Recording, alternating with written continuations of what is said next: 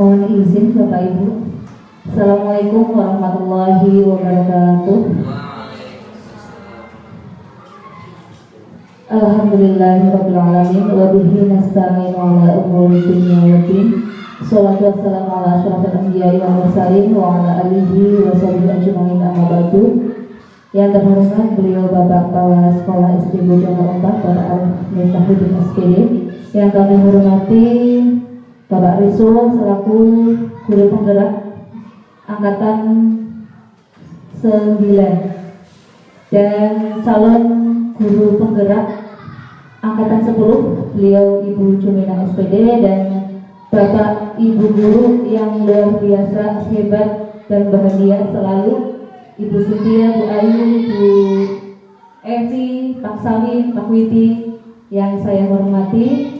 Pertama-tama marilah kita panjatkan puji dan puji syukur kita kehadirat Allah Subhanahu wa taala yang telah melimpahkan rahmat, hidayah serta inayahnya sehingga pada kesempatan yang baik ini saya di sini akan menyampaikan aksi nyata saya pada modul 1.4 yaitu tentang budaya positif, dan sekarang saya akan menyampaikan sebuah pengetahuan. Tapi bukan berarti saya berdiri di sini saya tahu segala hal tentang itu nih. Mari saya belajar bersama-sama dengan Bapak Ibu semuanya, terutama yang sudah lebih dahulu memperkenalkan tentang budaya positif di sekolah.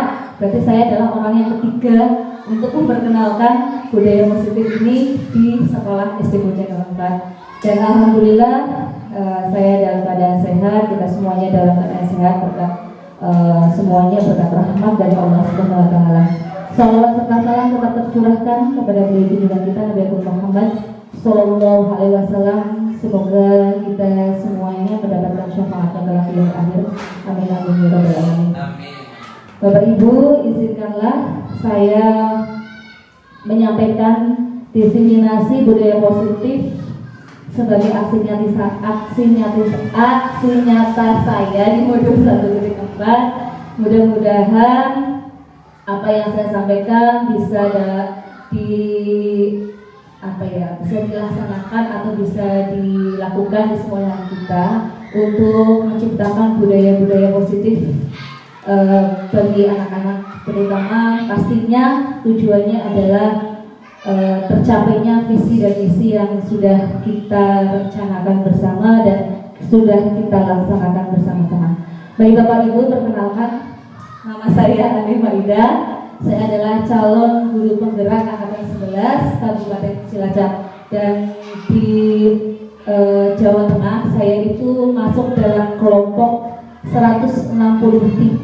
Jadi udah banyak nih. Kalau bujuk kelompok berapa bujuk di BBGP? Ya itu. Jadi mungkin lebih awal dia dibanding saya. Baiklah Bapak Ibu, izinkanlah saya mulai. Sebelum kita mulai kegiatan pada siang hari ini, mohon Bapak Ibu saya minta izin untuk rileks sejenak. Mari Bapak Ibu kita lakukan. Yuk kita senyum selama 30 menit. Boleh berpandang-pandangan dengan temannya sambil tersenyum. Oh ya, 30 detik. Oke, 30 detik. Terima kasih. Ternyata lebih konsentrasi Bapak Ibu semua dibanding saya. Oke, ayo Bapak Ibu minta izin untuk saling berhadapan-hadapan dengan temannya, boleh? Ya. Boleh ada dengan temannya, jangan itu ya, laki-laki dengan laki-laki, perempuan dan perempuan. Aduh bahaya. Aduh jangan. Nanti kayak teletabis ya. Baik, silakan berpandang-pandangan sambil tersenyum. Ya, 30 detik ya. Mari kita sambil tarik nafas, keluarkan sambil terus tarik bibir kita, tersenyum, hadap-hadapan sambil mengucapkan. Ya, gimana Pak?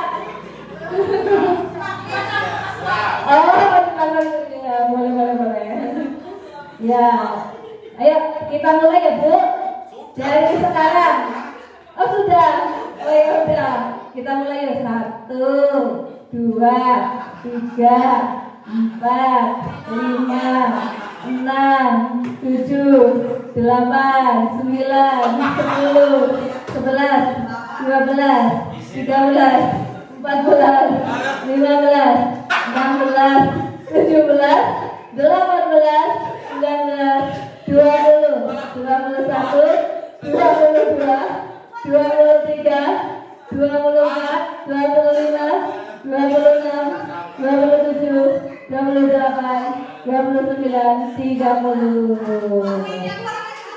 Lanjut mengucapkan Alhamdulillah. Tarik nafas ibu-ibu, bapak keluarkan. Alhamdulillah. Ini senyumnya sangat lebar sehingga sampai ngakak gitu. Terima kasih Bapak Ibu. Bagaimana perasaannya, Bu? Iya, mungkin yang sedang LDR kangen setidaknya ya agak ya konsentrasi ada di dalam kelas ini untuk mengikuti kegiatan ini ya. Siap Ibu Jin. Oke, kita lanjutkan. Terima kasih Bapak Ibu.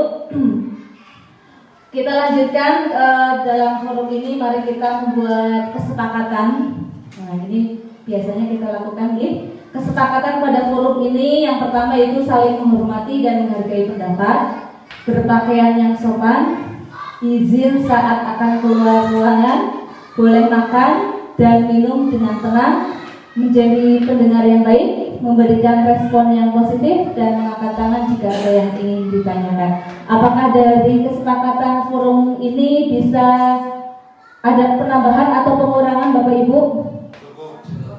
Cukup nih, bisa kita sepakati bersama? Ya, kalau memang sudah disepakati bersama, mari kita tepuk tangan semuanya. Ya.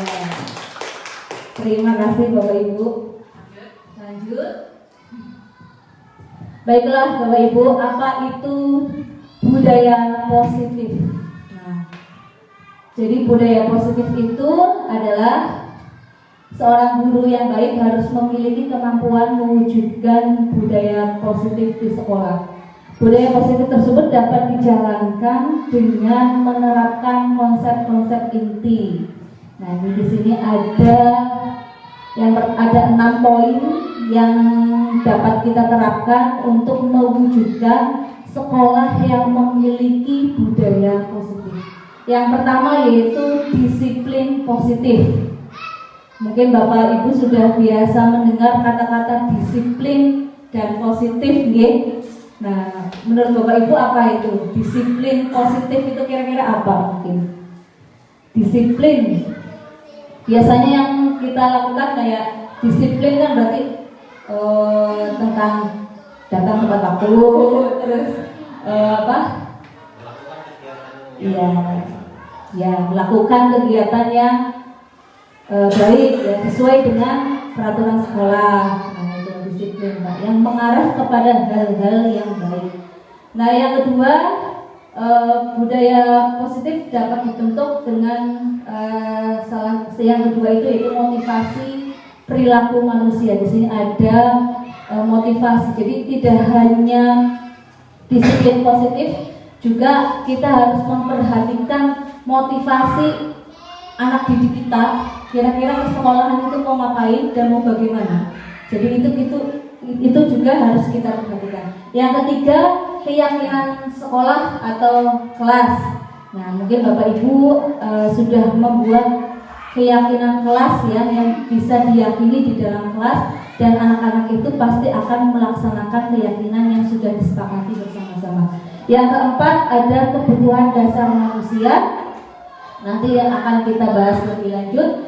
Dan yang kelima, posisi kontrol guru ya, atau restitusi. Nanti kita juga akan membahasnya. Dan yang keenam yaitu segitiga restitusi. Mungkin nanti kita akan membahas ke-6 konsep-konsep yang ada, yang sudah saya sebutkan untuk membentuk budaya positif di sekolah.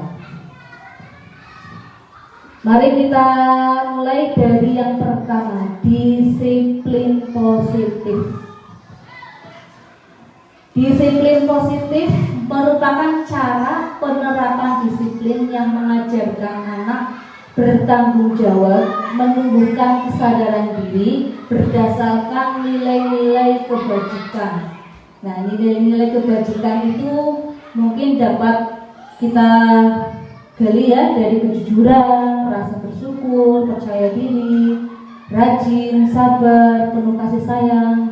Nah, itu adalah nilai-nilai kebajikan. Jadi disiplin positif itu sebuah cara penerapan disiplin yang mengajarkan anak itu supaya bertanggung jawab dan menumbuhkan kesadaran diri. Jadi tidak hanya tidak harus selalu diingatkan gitu loh. Jadi anak itu benar-benar sadar dari diri sendiri untuk melakukannya. Nah, tumbuh rasa tanggung jawabnya. Nah, ini yang dimaksud dengan disiplin positif. Yang kita harapkan seperti itu, walaupun pada kenyataannya mungkin belum, tapi ya setidaknya mari kita bersama-sama menumbuhkan rasa tanggung jawab dan kesadaran diri untuk melakukan nilai-nilai kebaikan. Insya Allah Bapak Ibu guru semuanya sudah mengarah ke sana, sudah mengarah ke sana untuk melakukan disiplin positif. Nah, disiplin positif itu lebih ke arah disiplin diri yang dapat mengontrol diri dalam melakukan segala tindakan. Jadi ketika anak-anak akan melakukan tindakan yang kurang baik, dia otomatis akan menarik diri. Oh, apa yang saya lakukan ini tidak benar. Apa yang saya lakukan itu tidak baik, tidak sesuai dengan nilai-nilai kebaikan yang saya yakini. Yang diharapkan nantinya akan seperti itu. Ya, alhamdulillah saya lihat anak-anak kita sudah mulai tumbuh untuk melakukan disiplin positif ini. Dan kegiatan disiplin positif ini mungkin tidak bisa kita laksanakan hanya dalam 1-2 hari, tapi itu akan dilakukan terus-menerus sehingga nantinya akan membentuk disiplin positif ini. Nah, disiplin positif membuat murid memahami dan menyadari berdasarkan motivasi internal, bukan akibat paksaan, hukuman ataupun ujian. Nah, ini tingkat yang tertinggi dari disiplin positif adalah motivasi internal, yang motivasi yang berasal dari diri anak sendiri, bukan dari bapak ibu guru, bukan dari karena ada peraturannya, ya, dan bukan karena akibat paksaan. Ya, kamu harus seperti ini. Itu tidak, dan bukan pula karena takut dihukum. Gitu. Saya takut kalau hukuman itu kan cenderung ke fisik, gitu. Misalnya, oh kalau kamu tidak melakukan ini, kamu harus push up 100 kali. Nah, itu kan suatu hukuman. Nah, ataupun pujian. Ternyata pujian pun ada pengaruhnya juga terhadap motivasi terhadap diri anak itu sendiri. Jadi diharapkan disiplin positif itu benar-benar tumbuh dari diri anak, bukan karena pujian, bukan karena hukuman, bukan pula karena paksaan.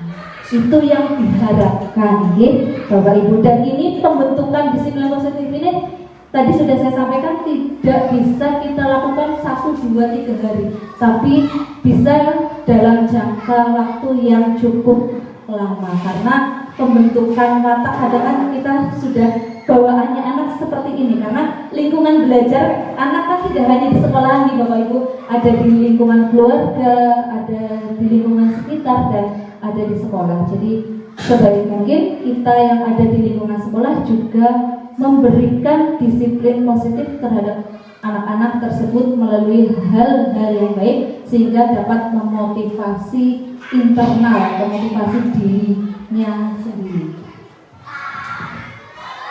Nah, diharapkan dengan adanya disiplin positif ini itu mengarah kepada profil pelajar Pancasila sesuai dengan kurikulum merdeka yang telah kita laksanakan, yaitu ada 6 Yang pertama, beriman, bertakwa kepada Tuhan Yang Maha Esa. Diarahkan disiplin positif itu mengarah kepada 6 pilar ini. Yang kedua, berkebinekaan global, gotong royong, kreatif, berlalu kritis dan mandiri. Mungkin Bapak Ibu sudah hafal, anak-anak juga sudah hafal nyanyiannya. Bagaimana kalau kita nyanyi Bapak Ibu? Yuk kita nyanyi yuk. 1, 2, 3. Belajar Pancasila, beriman dan bertakwa pada Tuhan Yang Esa, dan berakhlak mulia, berkebinekaan global, gotong royong mandiri, kreatif dan bernalar kritis. Tepuk tangan dulu. Ya. Saya yakin Bapak Ibu sudah menerapkan ini di kelas masing-masing, gitu. Nah, ini diharapkan disiplin positif mengarah kepada 6 pilar dan terwujudnya profil pelajar Pancasila sesuai dengan kurikulum yang sedang kita jalankan. Yang kedua yaitu motivasi perilaku manusia. Yang kedua, oke, motivasi perilaku manusia itu ada 3 Bapak Ibu. Yang pertama yaitu untuk menghindari ketidaknyamanan atau hukuman. Yang kedua untuk mendapatkan imbalan atau penghargaan dari orang lain. Dan yang ketiga yaitu untuk menjadi orang yang mereka inginkan dan menghargai diri sendiri dengan nilai-nilai yang mereka percaya. Nah, motivasi perilaku manusia ini juga terjadi pada anak didik kita. Yang mana yang pertama yaitu untuk menghindari ketidaknyamanan atau hukuman. Jadi saya harus, misalkan contohnya, saya harus melaksanakan piket nih. Kalau tidak melaksanakan piket nanti saya akan dihukum, bayar 500 rupiah. Nah, itu berarti apa? Motivasi yang ada pada anak didik kita melakukan hal yang baik karena takut dihukum, atau saya nanti kalau nggak piket saya suruh lari keliling lapangan selama 5 kali. Nah, itu juga ada anak didik kita yang memiliki motivasi yang jenis ini. Kira-kira ada nggak Bapak Ibu? Ada ya? Ya, ada ya. Nah, ini yang pertama, motivasi yang pertama untuk menghindari ketidaknyamanan atau hukuman.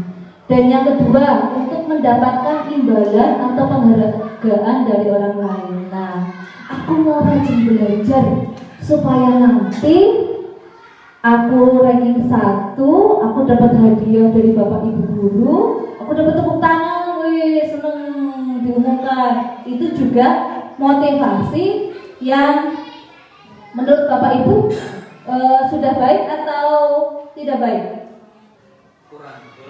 Kurang ya? Ya, karena ingin melakukannya karena ingin mendapatkan hadiah. Nah, mungkin kita sering ya melakukan hal tersebut di kelas. Misalkan, ayo yang selesai dulu, yang dapat nilai 100 nanti dapat hadiah dari guru. Nih dapat jajan, siapa mau? Apa? Nih dapat 5.000, siapa yang mau maju? Kan kita juga sering melakukan seperti itu ya Bapak Ibu. Ternyata motivasi perilaku ini pun dialami oleh anak kita. Nyatanya apa? Kita sebagai guru juga merasa, wah, kepriwe carane, bagaimana caranya supaya pembelajaran ini selesai dan anak-anak juga termotivasi, kayak gitu kan ya biasanya ya Bapak Ibu. Nah, akhirnya putar otak, udahlah yang sabar duluan, nanti akan saya kasih permen atau sudah dipersiapkan misalkan seperti itu. Nah, ternyata Bapak Ibu, hal tersebut adalah motivasi yang berasal dari luar, atau eksternal. Nah, ini ada untuk menghindari ketidaknyamanan atau hukuman, untuk mendapatkan imbalan atau penghargaan dari orang lain, itu adalah motivasi yang berasal dari luar diri anak. Nah, ini mungkin yang perlu kita gali, yaitu yang ketiga. Ya, yang ketiga yaitu untuk menjadi orang yang mereka inginkan dan menghargai diri sendiri dengan nilai-nilai yang mereka percaya. Ini motivasi internal yang baik itu yang mana Bapak Ibu? Yang pertama, kedua, ketiga menurut Bapak Ibu? Yang ketiga nih, untuk menjadi orang yang mereka inginkan. Jadi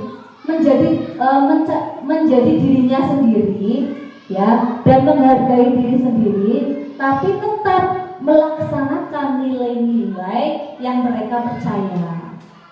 Itu pastilah dalam diri kita juga. Ketika kita melakukan kesalahan, pasti kita merasa, aku salah nih melakukan seperti ini. Kan biasanya seperti itu ya. Pasti kita punya yang baik seperti ini, kan gitu ya. Nah, sama anak-anak juga diharapkan nantinya ketika akan melakukan perbuatan yang kurang pas, itu benar-benar berasal dari untuk menghindarinya itu benar-benar berasal dari dirinya sendiri. Ini harapannya, motivasi yang berasal dari diri siswa. Selanjutnya yang ketiga yaitu keyakinan sekolah atau kelas.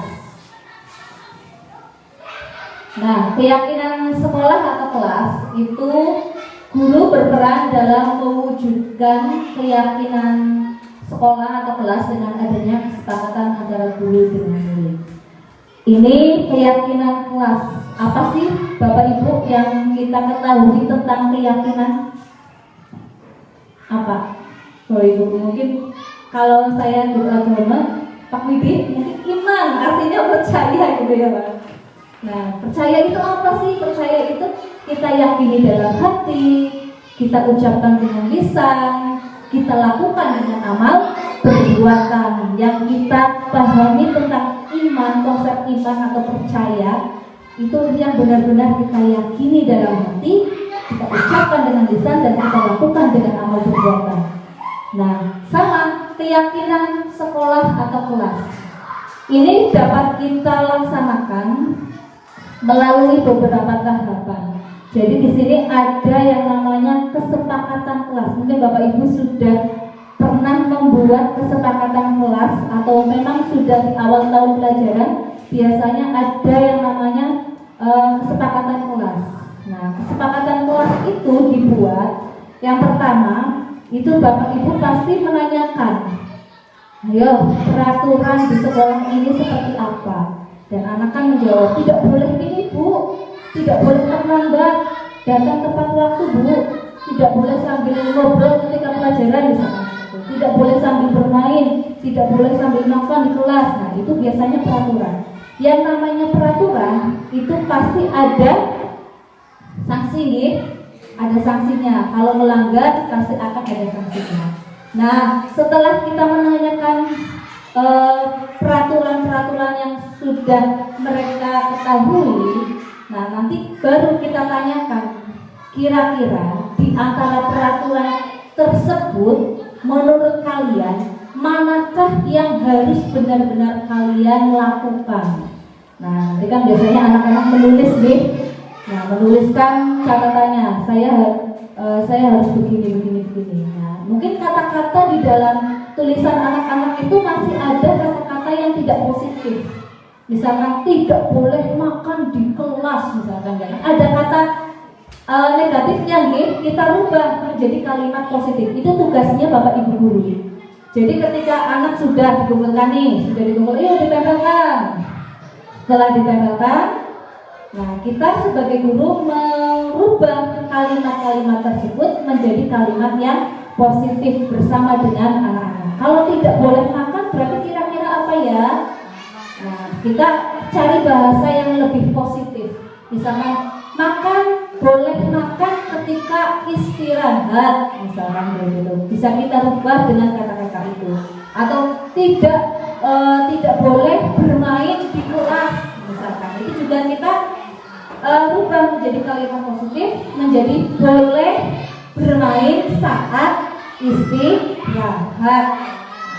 Terus kita tambahin mungkin di bawahnya, ketika dalam pelajaran, ya anak-anak Misalkan mengikuti dengan baik, mendengarkan dengan baik, atau mengikuti pelajaran dengan baik. Jadi kita gunakan dengan kata-kata yang positif. Kita ubah kata-kata tersebut dengan kata-kata yang positif. Nah, setelah itu kita kelompokkan dari sekian banyak siswa, kita kelompokkan mana yang mirip-mirip itu kita jadikan satu. Nah, jadilah beberapa item atau beberapa poin tentang kesepakatan kelas. Baru kita umumkan kembali. Ini setelah Bapak atau Ibu sudah teliti semuanya, ini ketemu dengan kesepakatan kelas yang seperti ini misalkan. Contohnya Bu, kayaknya habis ini ada contohnya. Lanjut Bu. Nah, ini misalkan setelah kita bahas bareng-bareng dengan anak-anak, maka kita mengambil kesepakatan seluruh siswa. Ya, yang pertama, disiplin datang ke sekolah tepat waktu. Bagaimana? Sepakat apa tidak? Ya, sepakat. Terus poin kedua, duduk di kelas yang telah disediakan dengan tertib. Ini kalimat positif, ya? Nah, gimana? Sepakat tidak? Sepakat. Tiga, berdoa sebelum dan sesudah belajar. Bagaimana? Ini sudah mengarah ke profil belajar Pancasila juga. Dan mengangkat tangan jika berbicara atau bertanya, ini memang ada nilai kebajikannya apa kira-kira Bu? Mengangkat tangan jika ingin berbicara atau bertanya, nilai kebajikannya apa kira-kira Bu? Menghormati, menghargai teman. Nah, ini kita jadi setiap item itu tetap kita cari kira-kira ada nilai kebajikan apa di keyakinan kelas itu. Nah, menjaga kebersihan ruang kelas. Nah, ini juga menjaga kebersihan, terus menghormati, saling menolong. Nah, ini contoh dari sebuah keyakinan kelas. Nah, setelah kita sepakati bersama, bagaimana? Sepakat? Ya, ada penambahan, pengurangan, sepakat. Nah, inilah yang akan dijadikan keyakinan kelas di kelas tersebut. Nah, nanti disampaikan oleh Bapak Ibu Guru bahwa keyakinan kelas ini karena kita sudah sepakati bersama-sama antara Bu Guru, Pak Guru dengan anak-anak semua, maka harus kita laksanakan bersama-sama. Nah, itu yang nantinya akan menjadi sebuah keyakinan kelas. Mungkin dari Bapak Ibu ada yang mau bertanya, boleh. Cukup ya? Lanjut dulu ya? Lanjut. Selanjutnya yaitu kebutuhan dasar manusia. Nah, kebutuhan dasar manusia itu ketika seorang murid melakukan suatu perbuatan yang tidak sesuai dengan nilai-nilai kebajikan atau melanggar peraturan. Hal ini sebenarnya murid gagal memenuhi kebutuhan dasar mereka. Maksudnya apa Bapak Ibu?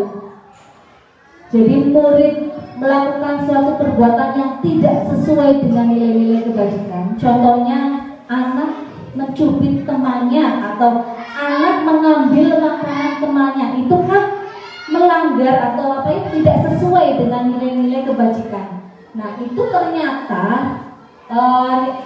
perbuatan tersebut itu sebenarnya itu perbuatan gagal untuk memenuhi kebutuhan dasar mereka. Apa sih kebutuhan dasar mereka?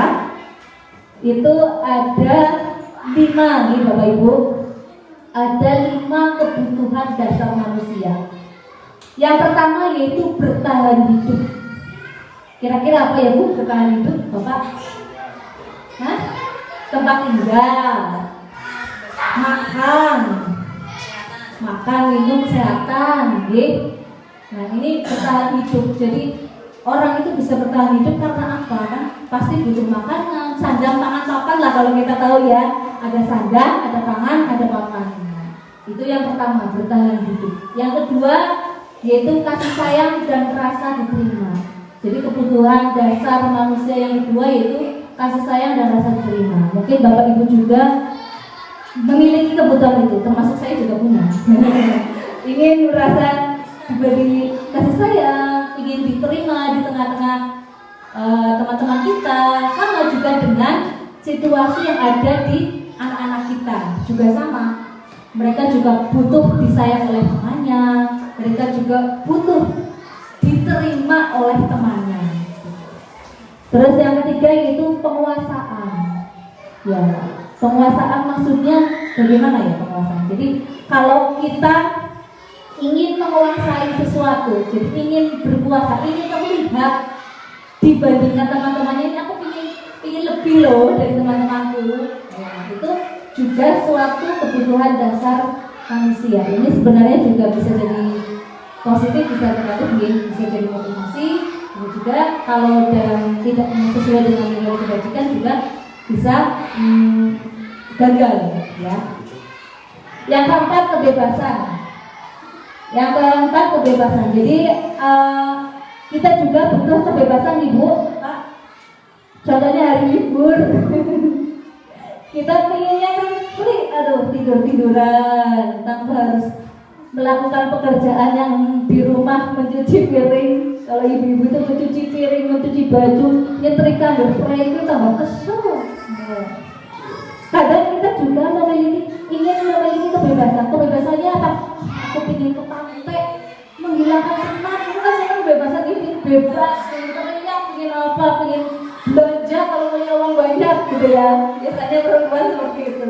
Mungkin kalau bapak-bapak apa? Kebebasan untuk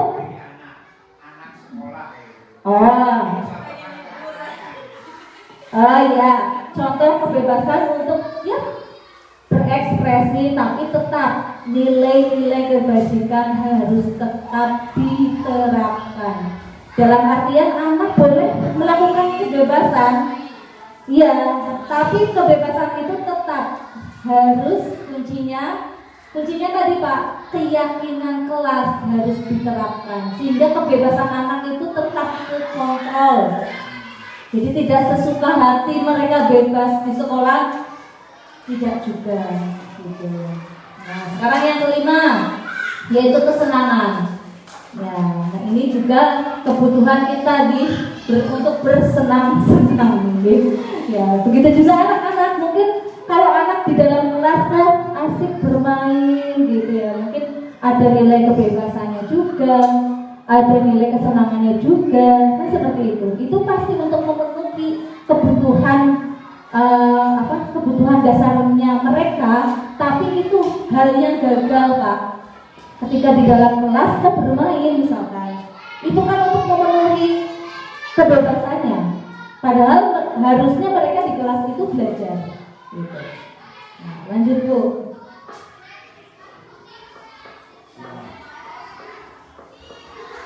Ya. Nah, coba sekarang kita ada kasus nih Bapak Ibu. Bisa minta tolong dibacakan? Sama ya? Sama Bapak Ibu yang bersedia membacakan? Ya, bagus. Ceritanya itu Ibu Widya, guru kelas 5, sedang bingung menghadapi ulah salah satu murid di kelasnya. Jono namanya ya. Jono. Beberapa anak telah mengeluhkan Jono sering sekali meminta bekal makanan mereka dengan paksa. Jika Anda menghadapi situasi seperti Bu Widya, apa yang akan Anda lakukan? Menurut Anda, kira-kira apa alasan Jono melakukan hal tersebut? Nah, Bapak Ibu, kira-kira apa alasannya? Ibu Widya, guru wali kelas 5, sedang bingung menghadapi ulah salah satu murid di kelasnya. Namanya Jono. Terima kasih Pak. Tepuk tangan dulu Bapak Rizko. Terima kasih banyak. Nah, di sini ada Ibu Widya, guru wali kelas 5, sedang bingung menghadapi ulah salah satu murid di kelasnya. Itu namanya Jono. Mohon maaf, ini hanya samaran apabila ada yang sama. Mohon maaf. Ya takutnya bapak saya sama gitu ya. Beberapa anak telah mengeluhkan Jono sering sekali meminta bekal makanan mereka dengan paksa. Nah, jika Anda menghadapi situasi seperti Bu Widya, apa yang akan Anda lakukan? Kira-kira apa Bapak Ibu? Melakukan pendekatan bukan. Coba bujuk ya Sob. Apa yang harus Apa yang dilakukan Bu Widya tersebut mungkin melakukan pendekatan secara individu kepada anak tersebut. Kenapa dia melakukan hal tersebut? Mungkin anak tersebut kan melakukan hal tersebut ada alasan. Mungkin di rumahnya kurang perhatian atau mungkin tidak dibuatkan bekal. Jadi kita melakukan pendekatan dulu terhadap anak tersebut, jangan langsung memberikan hukuman atau memvonis anak tersebut, ini kamu salah. Mungkin seperti itu Bu. Iya, betul. Terima kasih Bu Jung. Ya, apa yang disampaikan oleh Bu Jung itu betul sekali. Apa yang disampaikan bahwa kemungkinan coba Bu Jung maju ya. Nih. Yang pertama itu Jono merebut makanan temannya karena lapar. Bisa jadi orang tuanya tidak membawakan bekal makanan. Tadi Bu Jung sudah menyampaikan, menanyakan secara individu, jangan langsung dijudge. Kamu gimana sih? Lu rebutin makanannya temannya, gak boleh kayak gitu. Nah, kita tidak tahu situasi yang dialami oleh Jono. Bisa jadi dia merasa sedih atau bagaimana ya, karena tidak dikasih bekal atau bagaimana. Nah, ini orang tuanya tidak membawakan bekal makanan, maka kebutuhan dasar yang ingin dipenuhi oleh Jono adalah kebutuhan untuk bertahan hidup. Nah, bisa jadi atau ya untuk bertahan hidup ya, tadi kan butuh makan, lihat temannya makanan waduh enak-enak sekali. Nah, saya pengen tapi dengan cara yang salah atau dengan pribadi yang itu yang tadi kita sebutkan itu gagal, itu bukan sukses gitu. Dengan mengambil begitu saja sehingga mempengaruhi itu. Alasan yang kedua, Jono merasa senang jika mendapatkan perhatian dari teman-temannya. Kira-kira mungkin ada ya di murid kita ya? Ada ya? Langsung ketemu. Nah, mendapatkan perhatian dari teman-temannya. Jadi sengaja, temannya lagi gak ngapa-ngapain, dia juga lagi ngapa-ngapain, asal rebut aja. Habis itu walaupun nantinya juga dikembalikan, gitu dibawa lari dulu ke sana kemari sampai anaknya nangis, sampai lapor ya ke Bu Guru. Bu Guru ini makanan saya diambil. Itu juga akan sebenarnya dia itu ingin memenuhi kebutuhan manusia tersebut, yaitu salah satunya, yang keduanya itu rasa kasih sayang dan diterima oleh lingkungannya. Mungkin sudah sudah dijudge namanya sih sudah di kamu mau bocah nakal, dicap karena sudah dicap anak nakal sehingga dia itu mencari cara bagaimana supaya dia itu mendapatkan kasih sayang, kebutuhan yang tidak bisa dipenuhi, yaitu rasa kasih sayang dan diterima. Bisa jadi di rumah juga ada masalah dengan orang tuanya, begitu pula dia mencari perhatian di sekolahan. Bisa jadi mencari perhatian pada gurunya, bisa jadi. Nah itu, maka kita harus hati-hati sekali untuk menangani anak-anak yang seperti ini. Jadi mari kita berusaha untuk memenuhi kebutuhan anak didik kita. Selanjutnya, alasan yang ketiga, bisa jadi karena temannya menjadi takut, karena takut ya. Nah, menuruti kemauan Jono, maka Jono sedang memenuhi kebutuhan penguasaan. Dia merasa saya kali ditakuti oleh teman-temannya. Jadi dia sebenarnya itu ada butuh penguasaan gitu. Nah, makanya kalau bayi yang baru lahir kan ada masa balita itu kan ada masa emas gitu. Yang apa-apa kepinginnya punyaku. Nah, itu ada masa keemasan itu. Jika tidak dikembangkan di lingkungan keluarga, maka besarnya akan timbul kembali di tahapan tersebut. Dan caranya pun akhirnya salah kayak gitu loh. Jadi maka dari itu yang punya baby, ayo ada masa emas golden age, golden age itu harus kita perhatikan benar-benar gitu dari keluarga gitu. Supaya ketika nanti berkembang di kehidupan berikutnya masa balita anak-anak itu berkembangnya itu hal yang positif. Mungkin itu studi kasus yang alasan yang ketiga. Yang keempat itu Jono merasa bosan dengan bekal yang dibawakan ibunya dari rumah, maka dia ingin mencoba bekal makanan milik temannya yang beraneka ragam. Mungkin dia karena ibunya sibuk, nah itu lauknya cuma nasi sama telur, nasi telur, begitu terus ya baik. Ibu semua kan biasanya gitu, jadi kurang variatif. Begitu masuk ke kelas, melihat anak-anaknya, teman-temannya ada yang pakai ayam goreng, ada yang pakai sayur dicampur udang, ada yang pakai enak sekali ya, atau bakso, sop kayak gitu ya.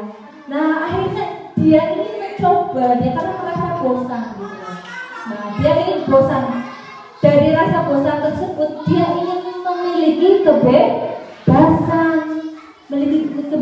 Ya wis aku pengen punya itu asal ngambil saja. Nah mungkin itu alasan yang keempat. Ini adalah kasus-kasus yang harus kita perhatikan dalam menangani anak. Kita harus sesuaikan dengan kebutuhan manusia tersebut. Iya. Yang selanjutnya itu posisi kontrol guru. Ini ada 5 posisi kontrol guru. Ya, yang pertama yaitu sebagai penghukum, yang kedua pembuat rasa bersalah, yang ketiga teman, yang keempat pemantau, yang kelima manajer. Nah, sebagai penghukum, posisi kontrol guru, berarti kita ya, Bapak Ibu, awas hati-hati ngomongnya. Sadar, ya. Ya, yang pertama sebagai penghukum. Kira-kira sebelum kita mengenal ini kita pernah melakukan apa tidak nih Bapak Ibu? Contoh, anak tidak membawa topi atau dasi hari Senin. Ya. Nah itu suruh dipisah. Setelah itu suruh hormat ke bendera setelah selesai upacara. Itu juga tipe posisi kontrol guru sebagai penghukum. Ternyata Bapak Ibu, posisi penghukum ini itu tidak menumbuhkan rasa jera atau bukannya jera, tapi malah justru timbul rasa dendam pada diri anak. Karena aku salah gitu hukum yang masuk aku maning lah. Jadi ada timbul rasa dendam. Itu yang tidak diinginkan gitu Bapak Ibu. Nah, yang kedua membuat rasa bersalah. Nah, membuat rasa bersalah itu kamu gimana? Contohnya memberikan membuat rasa bersalah. Nah, itu yang membuat jadi mereka tuh kamu tahu nggak peraturan ini? Harusnya kamu tuh berangkat ini hadir. Harusnya kamu berangkat lebih tepat lagi. Jadi mereka aku salah. Itu juga sering ya kita lakukan ya Bapak Ibu. Nah ternyata penghukum dan membuat rasa bersalah ini adalah posisi kontrol yang gagal Bapak Ibu, yang tidak diharapkan. Nah ya. Terus yang ketiga yaitu tenang. Kamu tahu nggak? Kamu melakukan itu, kamu nggak sayang sama bu guru, ya? Nah, coba kamu lakukan itu untuk bu guru lah, tolonglah, ya. Besok jangan begitu lagi ya. Misalkan itu cenderung ke seperti teman, ngobrol seperti teman. Nah, ini. Terus yang keempat yaitu sebagai pemantau. Pemantau. Jadi kamu tahu peraturannya apa? Harusnya datangnya jam berapa? Kamu tahu konsekuensinya? Nah, itu pemantau, dipantau. Dan yang kelima yaitu manajer. Nah, ini yang diharapkan bagi Bapak Ibu guru yaitu pada posisi manajer. Jadi guru itu bisa memenuhi, contohnya tadi ada mengetahui 6 kebutuhan manusia. Jadi anak harus kita sebelum melakukan tindakan kita menanyakan ya setidaknya kebutuhan apa yang belum terpenuhi dari anak didik kita sehingga kita bisa memenuhi tersebut di sekolahan gitu dan melakukan hal-hal yang baik. Selanjutnya ini ada 5 posisi kontrol yang tadi sudah disebutkan.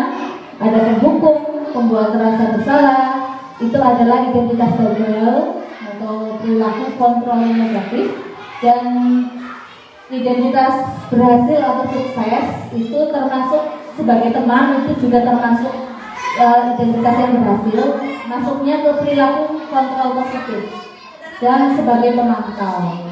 Nah, yang diharapkan adalah motivasi yang berasal dari diri siswa dengan kita menjadi posisi kontrol manager. Dengan kita nih ada mengajukan pertanyaan-pertanyaan, apa yang kita yakini, apa yang kamu yakini, apa kamu meyakini hal tersebut. Kalau kamu menyalahkan meyakininya, kamu perbaikinya, maukah kamu memperbaikinya? Nah itu, jadi benar-benar timbul dari diri. Misalnya kayak anak tidak membawa topi dan dasi, ayo kamu tahu nggak apa yang kamu lakukan? Ya saya tidak membawa ini misalnya ya. Terus apa keyakinan kelas kita? Oh harus berpakaian lengkap misalnya seperti itu. Nah itu nantinya akan merubah. Oh iya, dia menjadi mengontrol dirinya untuk melakukan hal yang lebih baik lagi. Nah, mudah-mudahan kita sudah sampai ke posisi kontrol menjadi seorang manajer ya yang diharapkan Bapak Ibu. Lanjut. Nah, ini ada posisi kontrol restitusi. Nah, posisi kontrol restitusi guru yang sebaiknya dilakukan berada dalam posisi manajer. Tadi sudah disebutkan. Selanjutnya ada segitiga restitusi. Di sini ada segitiga restitusi, ada menstabilkan identitas yang pertama, yang kedua memvalidasi kebutuhan, dan yang ketiga yaitu menanyakan keyakinan. Menstabilkan identitas itu ada setiap orang pasti. Nah, kita dengan kata-kata setiap orang pasti punya pernah melakukan kesalahan. Kamu bukan satu-satunya yang pernah melakukan ini. Ini untuk menstabilkan identitas. Jadi ketika menangani anak ya dalam kasus apa gitu ya, kita menstabilkan identitasnya supaya tidak menggebu-gebu. Ya, menggebu-gebu, aku yang salah, Bu, itu yang salah. Nah, itu kita stabilkan identitas dengan bertanya, ya, guru tahu setiap orang pasti memiliki kesalahan, pernah melakukan kesalahan, guru juga mungkin pernah melakukan kesalahan hal yang sama. Itu untuk menstabilkan identitas, jadi dia tidak merasa paling benar ketika melakukan kesalahan. Nah, setelah itu kita validasi kebutuhan lah. Kenapa sih? Apa sih alasannya kamu melakukan hal tersebut? Kok aku di rumah nggak dibawain makan? Makanya saya ngambil makanannya teman, misalkan gitu ya. Oh, berarti kebutuhannya untuk bertahan hidup. Oh, kalau seperti itu, ya besok, misalkan besok kamu bilang ke mama minta dibawain makanan atau makanannya menunya minta diganti. Jadi kamu harus ngomong ke orang tua seperti itu. Nah, itu untuk memvalidasi kebutuhannya. Nah, jadi anak paham dengan apa yang dia lakukan itu dan bagaimana yang harus dilakukan. Nah, setelah itu menanyakan keyakinan yang ada di dalam kelas. Nah, merebut makanan teman kamu itu termasuk bagaimana? Termasuk sesuai dengan keyakinan kelas kita enggak? Iya bu, misalkan dia merebut makanan enggak sesuai dengan keyakinan kelas kita, harusnya kita harus berbagi makanan, malah saya merebut misalkan seperti itu. Sehingga dia sadar, oh iya ya, berarti aku harus melakukan seperti ini. Nah, kamu mau berubah enggak? Iya mau berubah bu. Kapan mulai berubahnya? Ya udah, mulai sekarang saya nggak mau rebutin lagi karena dia sudah diredamkan, ada solusi dan akhirnya dia akan melakukan dengan motivasi yang ada pada dirinya. Nah ini ya, dan stabilkan integritas dengan prinsip berbuat kesalahan adalah bagian dari proses belajar yang nantinya menggeser identitas gagal ke arah identitas sukses. Ini ada pertanyaan-pertanyaannya. Berbuat salah itu tidak apa-apa, tidak ada manusia yang sempurna. Saya juga melakukan kesalahan yang sama, tidak bisa menyelesaikan masalah. Nah, kita bisa menyelesaikan masalah ini. Itu akan lebih mengena ke anak-anak kita. Dan yang berikutnya, ada validasi tindakan yang salah atau tidak. Validasi tindakan yang salah dilakukan dengan prinsip bahwa setiap perilaku berupaya untuk memenuhi kebutuhan, sehingga guru atau orang tua akan bergeser dari pemikiran stimulus respon menjadi proaktif serta akan lebih mengenali dan mengakui kebutuhan murid. Nah ini ada, kamu pasti punya alasan mengapa melakukan hal tersebut. Kamu boleh mempertahankan sikap itu, tapi kamu harus mendapatkan sikap yang baru.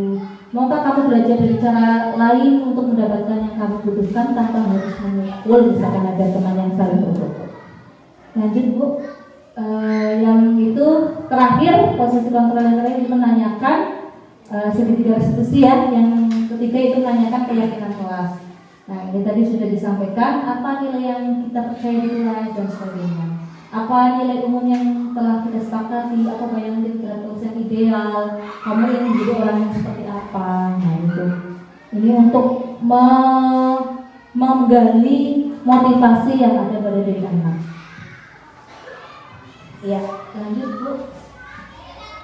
Nah, tadi kita sudah membahas tentang 6 budaya positif yang harus kita laksanakan betul-betul di dalam lingkungan sekolah, yaitu ada disiplin positif, motivasi perilaku manusia, keyakinan sekolah atau kelas, membuat itu ya, dan kebutuhan dasar manusia, fungsi kontrol guru, dan segitiga restitusi.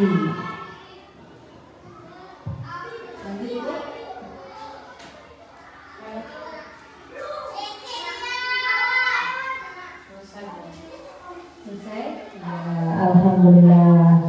Mungkin itu yang dapat saya sampaikan tentang diseminasi budaya positif. Mungkin Bapak Ibu dapat menerapkan budaya positif ini pada anak didik kita, sehingga apa yang menjadi tujuan dari pembelajaran atau tujuan dari pendidikan nasional kita, yaitu berpihak pada murid, akan dapat terwujud dan murid-murid kita akan berkembang sesuai dengan profil belajar Pancasila yang sesuai yang sedang kita programkan bersama-sama. Mungkin itu Bapak Ibu yang dapat saya sampaikan. Mohon maaf apabila dalam menyampaikan banyak tutur kata saya yang kurang berkenan pada Bapak Ibu semuanya. Saya mohon maaf yang sebesar-besarnya. Cukup nih Bapak Ibu. Saya minta tepuk inyong apa tepuk abdi. Mesti ingat Bapak Ibu. Mau mana dulu nih Bapak Ibu? Tepuk inyong. Yo, biar semangat. Tepuk inyong. Inyong guru, Rika guru, inyong guru, Rika guru, SD Bojo 4, Serem. Satu kali lagi, tepuk abdi. Ayo, tepuk abdi, abdi guru, maneh guru, abdi guru, maneh guru, SD Bojo 4, Serem. Ya. Ya oke, bila itu ya. Wassalamualaikum warahmatullahi wabarakatuh.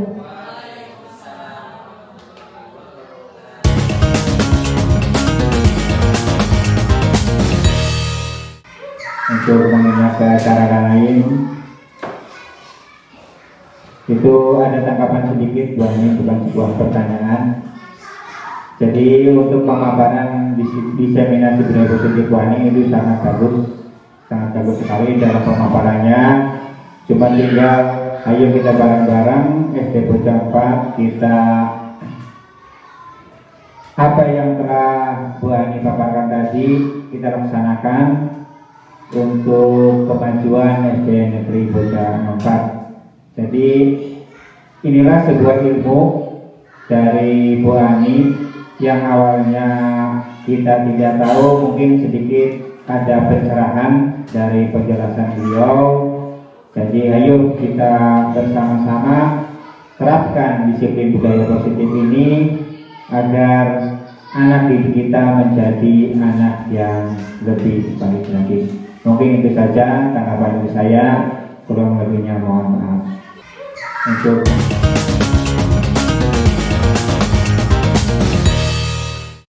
Assalamualaikum warahmatullahi wabarakatuh. Gimana kabar kalian hari ini, anak-anak?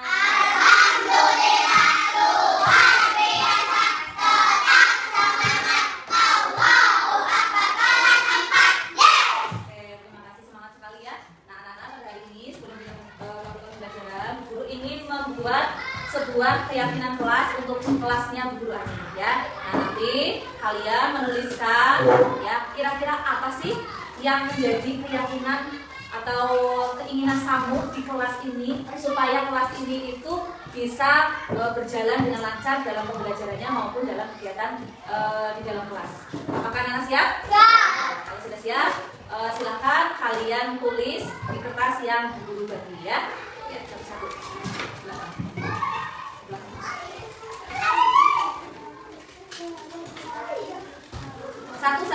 Satu saja ya yang menurut kamu itu dapat kamu yakini dan dapat kamu kerjakan, yang akan kamu lakukan ya.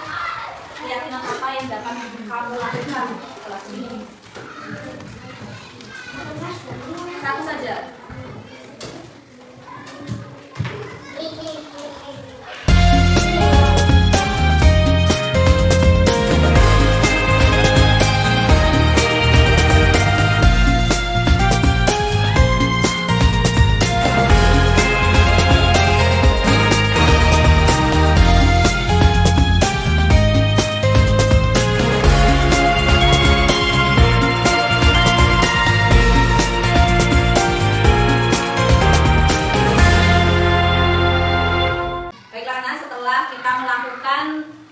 Kalian menginginkan kelas inti yang kalian seperti apa dan kamu menginginkan kelas yang seperti apa. Nah, setelah tadi dibacakan oleh teman kalian ya, mari kita sepakati bersama-sama kelas seperti apa yang kalian inginkan. Setelah Bu Guru seleksi, nah ini Bu Guru kelompokkan sesuai dengan apa yang kamu inginkan di kelas ini. Yang pertama yaitu kelas indah dan bersih. Kira-kira sepakat atau tidak kita yang menginginkan kelas yang indah dan bersih?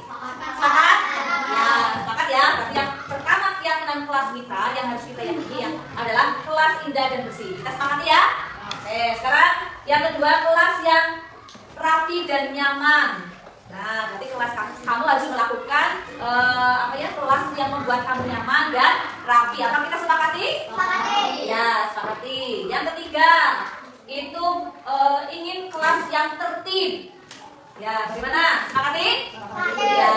Terus yang keempat yaitu mengerjakan PR, ya, mengerjakan pekerjaan rumah.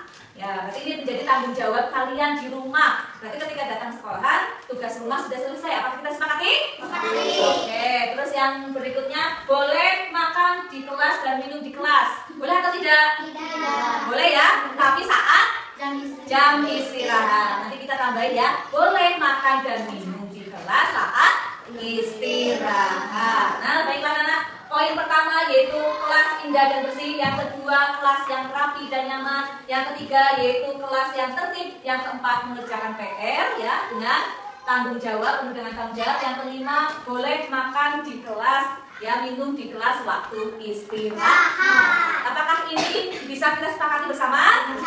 Kalau sudah disepakati bersama-sama, maka dari itu mari kita ini sebagai sebuah keyakinan di kelas kita supaya kelas kita menjadi kelas yang nyaman, indah, bersih, dan apa? Penuh dengan kasih sayang. Oke, kasih sayang, tanggung jawab, ya, seperti itu. Mungkin itu ya yang dapat kita sepakati di kelasnya Guru Ani ya. Guru ucapkan terima kasih. Mari kita laksanakan keyakinan kelas ini dengan sepenuh hati. Siap anak-anak? Ya. Siap. Kita sudah sepakati bersama-sama. Oke, terima kasih.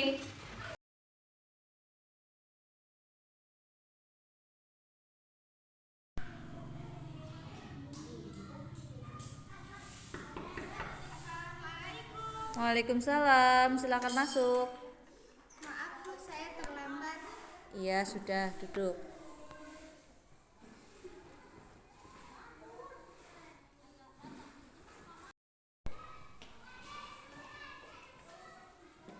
Selamat siang, Febi. Bagaimana kabarmu ini? Sehat? Iya. Febi tahu kenapa Febi dipanggil oleh Bu Guru? Tahu karena saya datang ke sekolah ini terlambat. Iya, Bu Guru cuma ingin tahu apa sih alasannya kenapa Febi datang terlambat ke sekolah. Karena saya lupa menyalakan alarm jam 5 subuh. Jadi kamu bangunnya kesiangan. Ya, sehingga datang ke sekolahnya jadi terlambat, jadi siang. Oke, baiklah. Ibu Guru juga pernah merasakan, melakukan apa yang Febi lakukan, bangunnya kesiangan, ya. Gara-garanya sama, Ibu Guru juga lupa tidak menyalakan alarm sehingga bangunnya kesiangan. Nah, ya semua orang pasti punya kesalahan ya, sama seperti guru juga pernah merasakan kesalahan sama seperti Febi. Nah, menurut Febi datang terlambat ke sekolah itu apakah sudah sesuai dengan keyakinan kelas kita? Tidak Bu. Iya, kalau tidak masih ingat kira-kira apa keyakinan kelas kita? Masih Bu. Apa? Harus datang tepat waktu. Iya, apakah Febi mau memperbaiki sikap Febi?